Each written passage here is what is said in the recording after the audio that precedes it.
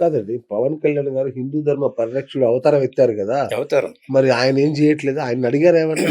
మేము ఉత్తరాలు రాసి మనకి డైరెక్ట్ కాంటాక్ట్ లేదు. అచ్చా! ఉత్తరాలు మాత్రం అట్‌లీస్ట్ ఎవ్రీ 1 మంత్ నేను రాస్తానే ఉన్నాను. ఓకే.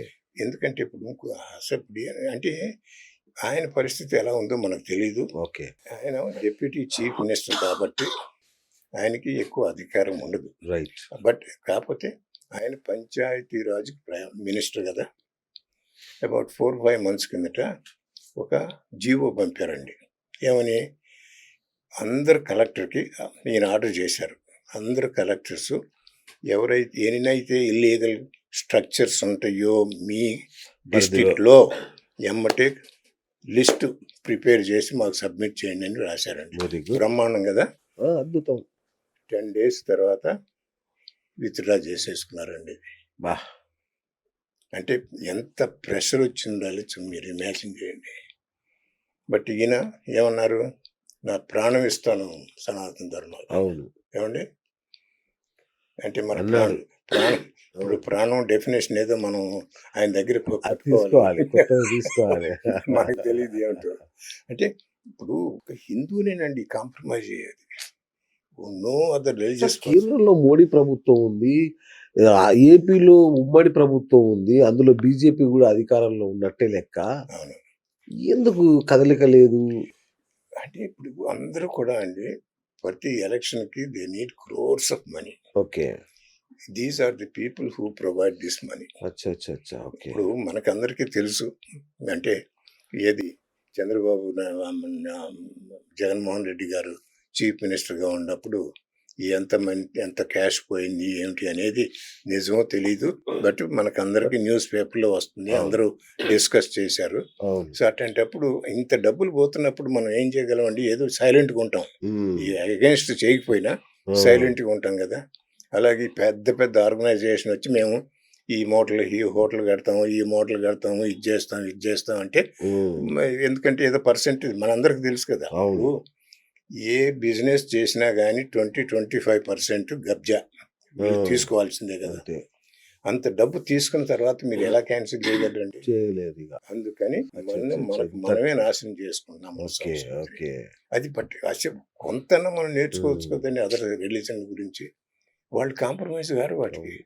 మనమే డబ్బుల కోసం నెక్స్ట్ 7 generations ప్రకారం మనకి కావాలి. సార్ మీరు హ్యాపీగా అమెరికాలో ప్రశాంతంగా ఉండక ఎందుకు సార్ మీకు ఇంత ఈ వయసులో అవసరమా మీకు? అంటే ఈ తిట్లు, కొట్లాటలు, ఈ గొడవలు, బెదిరింపులు అవసరమా మీకు? అది ఆన్సర్ చెబుతాను. బిఫోర్ దట్ ఇంకో విషయం చెబుతాను. ఏమైంది? ఈ 100 చర్చెస్ ఉన్నాయని తెలుసుకున్నామండి. తెలుసుకున్న తర్వాత ఏం చేయాలి మనం? నిజంగా అసలు అది లీగల్గా కట్టారా ఇల్లీగల్గా కట్టారని సమస్య వచ్చి ఎమ్మటే కలెక్టర్ గారికి ఏమండి తిరుపతి కలెక్టర్ గారికి తిరుపతి అర్బన్ డెవలప్మెంట్ వాళ్ళకి తర్వాత మండల ఆఫీసర్కి రైట్ టు ఇన్ఫర్మేషన్ యాక్ట్ ద్వారా అడిగామండి. అయ్యా మీరు ఏదన్నా చర్చికి పర్మిషన్ ఇచ్చారా కడతానికి?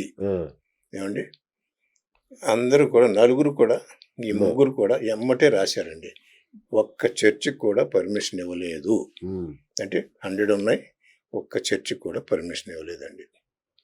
సో నేనేమనుకున్నానండి, మనం హైకోర్టుకి వెళ్ళేసి కేసు ఫైల్ చేసి డెమలిష్ చేద్దామని అనుకున్నానండి. కనీసం ఒక 10 లాయర్స్తో మాట్లాడాను. ఒక్కళ్ళు కూడా తీసుకోలేదండి కేసు. అయ్యో, అది జగన్మోహన్ రెడ్డి గారి టైం కదా, ఏమవుతుందో తెలియదు. ఏమండి నేను అమెరికాలో ఒక లాయర్ని పెట్టుకుని ఆయన చేత ఫైల్ చేయించానండి కేసుని. ఆయన ఏమన్నారు, మనం దీనికి హైకోర్టుకి వెళ్ళవసరం లేదు, మనం టోడాకి ఫైల్ చేద్దాం. ఎందుకంటే టోడా వాళ్ళు చెబుతున్నారు మేము పర్మిషన్ ఇవ్వలేదని. వాళ్ళు పర్మిషన్ ఇవ్వలేదు కాబట్టి వాళ్ళకి అథారిటీ ఉంది డెమాలిష్ చేయడానికి, కాబట్టి వాళ్ళకి ఫైల్ చేద్దామని ఫైల్ చేశాడండి. 2 మాసాల్లో హరికృష్ణ గారిని వైస్ ప్రెసిడెంట్ ఆఫ్ టోడా ఆర్డర్ ఇచ్చారండి. కమిషనర్కి చెప్పారు మీరు ఈ చర్చిని కూల్చేయమని. ఇంతవరకు జరగలేదండి అది. ఇప్పుడు సుప్రీంకోర్టు జడ్జిమెంట్ పంపాను అందరికీ, ఇది చేశాను అది చేశాను. అది జడ్జిమెంట్ అయిన తర్వాత ఏంటంటే అన్ని చర్చిలు చేయమని ఆర్డర్ వచ్చిన తర్వాత ఇప్పుడు అమెరికా నుంచి ఇండియా నుంచి ఎంతోమంది తెలుగు క్రిస్టియన్స్ అమెరికాలో ఉన్నారండి. అవును. ఏమండి? సో వాళ్ళకి తెలిసింది ఇది. ఇది తెలిసి ఏం చేశారు, నా మీద 4 వారాలు డెమాన్స్ట్రేషన్ చేశారండి యుఎస్లో, మా ఊళ్ళో ఫ్రిస్కో టెక్సస్ అనే ఊర్లో. మొత్తం సిటీ కౌన్సిల్కి వెళ్ళి, సిటీ కౌన్సిల్ దగ్గర 150 సీట్స్ ఉంటాయి, 160 మంది వెళ్ళి ప్లే కార్డ్స్ పట్టుకుని GHHF is a hate group, GHHF is a atrocious, anti Hindu, anti Christian, అట్లాంటి సైన్లన్నీ పెట్టుకుని అక్కడికి వెళ్ళి డెమాన్స్ట్రేట్ చేశారండి. అలా 4 వీక్స్ చేశారు. So there was little danger. పోలీసులు వచ్చి మాకు ఇన్ఫ్యాక్ట్ సిటీ కౌన్సిలర్ అని ఉంటారు కదా, ఒక సిటీ కౌన్సిలర్ మాకు బాగా పరిచయం. ఆ సిటీ కౌన్సిలర్ మా ఇంటికి వచ్చి ఏమైంది, ఏం జరుగుతుంది, మీకు ఏదన్నా సహాయం కావాలా, మీకు పోలీసులు కావాలా, మీకేం కావాలని వచ్చి అడిగిపోయి మరి మనకి ప్రొటెక్షన్ చేశారండి వాళ్ళు. వండర్ఫుల్. సో ఇప్పుడు పాయింట్ ఏం చెబుతున్నారంటే, ఇంత దాడులు అది చేసిన తర్వాత నేను జనరల్గా నవంబర్ డిసెంబర్ ఇక్కడికి వస్తాను కదా, ఇక్కడికి వచ్చేసరికి ఏమైంది, అక్కడ క్రిస్టియన్స్ అంతా ఇక్కడ వీళ్ళకి అలౌట్ చేశారు. ఇక్కడ క్రిస్టియన్ వాళ్ళకి ఏమని, ప్రకాశ్రావు వస్తున్నాడు, సో ఇప్పుడు మన చర్చిని డెమలిష్ చేయాలని వస్తున్నాడు, మీరు జాగ్రత్తగా ఉండాలి, ఎక్కడ ఉంటాడో ఏమిటో చూడండి అని వాళ్ళు వార్నింగ్ ఇచ్చారట. అది నాకు తెలీదు అది నిజంగా ఉందా, బట్ నాకు తెలిసి సెక్యూరిటీ వాళ్ళని కొంచెం మనం సంప్రదిస్తే ఏమన్నారంటే, అరవిందరావు గారని కొంతమంది మనకు తెలిసిన వాళ్ళు ఉండి, ఏమిటండి is it safe for me to go to Andhra అని అడిగితే, అంటే వాళ్ళు ఏమన్నాండి, it is better you don't go, ఎందుకంటే ఎవడైనా రఫ్ చేయొచ్చు, ఏదైనా చేయొచ్చు మిమ్మల్ని, ఎందుకంటే ఎవరో ఒకళ్ళు, ఎందుకు మీరు అనవసరంగా రిస్క్ తీసుకుంటారంటే, 22లో నేను ఆంధ్రప్రదేశ్లో స్టెప్ చేయలేదండి, పోలేదండి, అడుగు పెట్టలేకపోయారు. సో ఇప్పుడు అది పరిస్థితిలో ఉన్నామన్నమాట. ఇప్పుడు అది ఏం చేయాలి మనం, దట్ ఈస్ ది ప్రాబ్లం. మనం ఏదైనా సరే అండి లీగల్గా we have to fight it out. ముందు ఎండోమెంట్ యాక్ట్ని రద్దు చేయాల్సింది మన అది మొదటి డిమాండ్. మేము అది ఒకటి ఫస్ట్ ట్రై చేస్తున్నామండి. ఈ విషయంలో కూడాను ఈ డెమలిషన్ ఆఫ్ చర్చెస్ కూడా we're going to take it up, we're doing all the things అండి, తప్పకుండా చేయాలి. ఇప్పుడు పుణ్యక్షేత్రంలో ఏముండాలి, ఎటువంటి ఉండాలి అంటే, ఇప్పుడు జరిగే దానికి ఏమైనా డిఫరెన్స్ ఉంటుందా కదా మనకి, చేస్తే అట్లీస్ట్ నేను నా ప్రకారం కొన్ని చేయాలి. ఒకటి మాత్రం డెఫినెట్గా, no other religious organisations, churches, mosques ఉండటానికి వీల్లేదు. ఏమండి, ఇల్లీగల్గా ఉంటే you don't take anybody's permission, you just demolish ఏమండి, డిమాలిష్ చేయటమే.